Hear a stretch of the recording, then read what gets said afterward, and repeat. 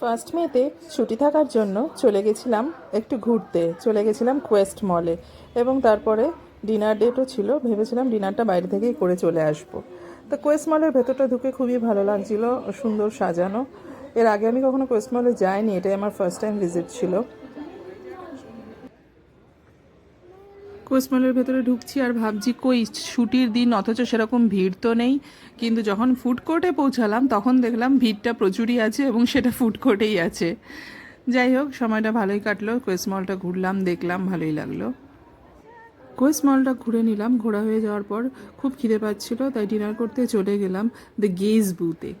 Gauge বুথে আমরা dinner করব বলে ঠিক করে রেখেছিলাম, এবং এখানে ইরানি ডিশেস পাওয়া যায়। খুব সুন্দর একটা রেস্টুরেন্ট, পার্ক স্ট্রিটেই আছে এটা।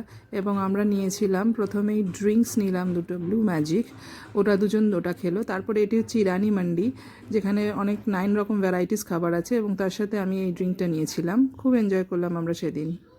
খাওয়া দাওয়া শেষ করে এই আইকনিক পিকগুলো না তুললে চলে, তাই দাঁড়িয়ে একটু ছবি টবি তোলা হলো।